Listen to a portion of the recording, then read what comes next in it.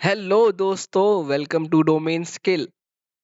आज के वीडियो में हम लोग देखेंगे बेसिक HTML टैग्स के बारे में। और ये बेसिक HTML टैग्स कौन कौन से हैं हमारे? Heading, paragraph, links, images. First is our heading tag. Heading tag को हम लोग अपने वेबसाइट में या वेब पेज में टाइटल ऐड करने के लिए यूज करते हैं। ठीक है, अब H1 और H6 ये सारी चीजें क्या होती है, इसको हम लोग अपनी HTML फाइल के अंदर देखते हैं। बॉडी में आए, बॉडी के अंदर अब हम लोग अपना कि टैग लिख देंगे। रिमेंबर दैट कि हम लोग हेडिंग को एच से डिनोट करते हैं, और एंगुलर ब्रैकेट ये जो हमने H1 लगाया हुआ है ये एंगुलर ब्रैकेट में रहेगा, और जो क्लोजिंग टैग होता है वो एक से फॉरवर्ड स्लैश लगा दोगे तो वो क्लोजिंग टैग बन जाता है। ये हमने लिख दिया। अब गो लाइव पे जाएंगे और इसको देखेंगे। ये देखिए, तो H1 और H6 की क्या सिग्निफिकेंस है वो आप अपने सामने देख सकते हो। H1 से सबसे बड़ा टेक्स्ट दिखता है, और जैसे जैसे हम लोग नीचे डिक्रीजिंग ऑर्डर में आते जाते हैं वैसे वैसे सारी चीजें छोटी होती चली जाती है। फाइन। अब वापस आते हैं अपने टेक्स्ट के ऊपर। Next is our paragraph tag. Paragraph tag हम लोग सिर्फ और सिर्फ रेगुलर टेक्स्ट को ऐड करने के लिए यूज करते हैं। ठीक है, वहां पे आपने अपने उसके ऊपर फाइल के ऊपर, और ये हमने लिख दिया अपना पी टैग। पैराग्राफ को पी से डिनोट करते हैं, ओपनिंग क्लोजिंग।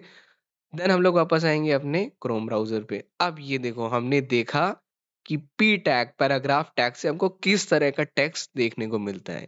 ये हमने लिख दिया। ठीक। Third point is our link tag, जिसको हम लोग एंकर टैग भी बोलते हैं। लिंक को हम लोग ए से डिनोट करते हैं। लिंक टैग हमको दूसरी वेबसाइट या दूसरे वेब पेजेस में जाने में हेल्प करता है कि आपको कहाँ जाना है। और जो एट्रीब्यूट होता है, ये जो href आपको सिंगल कोट में लगा हुआ दिखाई दे रहा होगा, ये एट्रीब्यूट होता है। एट्रीब्यूट हमारे HTML स्ट्रक्चर में एक्स्ट्रा फंक्शनैलिटी ऐड करने में बहुत हेल्प करते हैं। अब इसका हम लोग लाइव एग्जांपल देते हैं अपनी फाइल के ऊपर।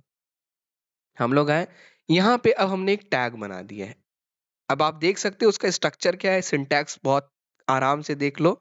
हम लोग यहाँ पे लिखेंगे लिंक का नेम, जो कुछ भी हमको लिखना है ये हमने लिख दिया।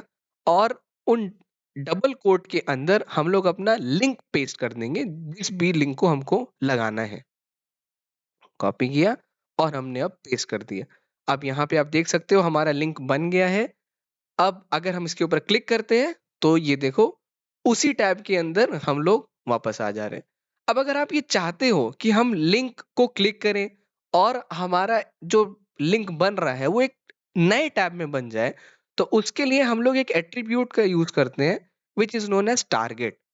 टारगेट एट्रीब्यूट हेल्प करता है कि वो आपको बताता है आपको इसी टैब में रहना है या फिर दूसरे टैब में जाना है। तो जैसे हमने ब्लैंक लिख दिया तो वो बता देगा HTML को कि अब भाई इसको ये जो लिंक चाहिए वो नए टैब में चाहिए। वो हम लोग यहाँ पे लगाएंगे।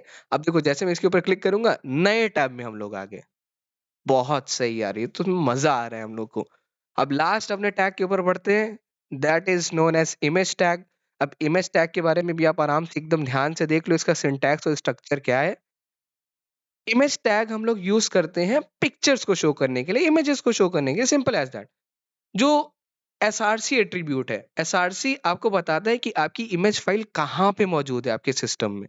एंड ऑल्ट एट्रीब्यूट ये बताता है कि अगर मान लो इन केस आपकी इमेज नहीं दिखाई दे रही या लोड नहीं होती है, तो उसके दर पे आप कौन सा टेक्स्ट दिखाना चाहते हो। अभी सब इसका एग्जांपल हम लोग देखेंगे, लेकिन SRC और ऑल्ट के बारे में आपने जान लिया। अब आते हैं फाइल के ऊपर अपने।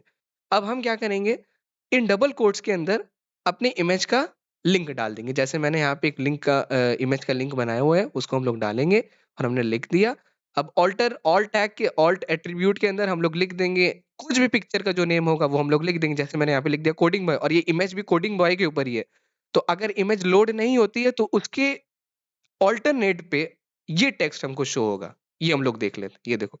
अब ये तो हमने देख लिया कि भाई इमेज किस तरह ऐड होती है। अब इन केस मेरा तो इंटरनेट फास्ट चल रहा है, अब किसी वजह से अगर हमारा इंटरनेट लोड नहीं होता तो उसकी जगह हमको ऐसा बॉय वाला वो दिखा, ये देखो। बहुत सही, ये हमको भी इस तरह दिख रहा है। ठीक है, तो अगर इन केस अगर मान लो जैसे आपके पास बहुत सारी मल्टीपल इमेजेस है, ठीक है, तो आप बाहर बाहर भी उसको बना सकते हो। लेकिन अगर आपके पास बहुत सारी इमेज है तो आप एक काम कर सकते हो कि उसी सेम HTML फाइल के अंदर एक इमेज वाला फोल्डर बना सकते हो। इमेज वाला फ़ोल्डर बनाओगे तो उसमें बहुत ही सिस्टमैटिक वे में सारी इमेजेस आपको दिखाई देंगी। वरना हम बाहर भी कर सकते हैं, कोई दिक्कत नहीं है। लेकिन अगर हम लोग फ़ोल्डर के अंदर बनाएँगे तो बहुत क्लीन दिखता है। आपका फर्दर अगर कोई कोड इंस्पेक्शन में जाता है, कोई उसमें बग आ जाता है, तो वो उसमें खराब नहीं होगा। ठीक है? जैसे हम लोग यहाँ पे अब उसको अगर हमको करना है, अगर हमको डायरेक्ट वो इमेज वाला अगर फ़ोल्डर हमने बनाया है, तो उसके लिए हम लोग इमेजेस लिखेंगे जो हमने फ़ोल्डर बनाया है, आगे एक फॉरवर्ड स्लैश लगाएँगे, फिर हम लोग बता देंगे कि हमारी कौन-सी इमेज है इस फ़ोल्डर के अंदर।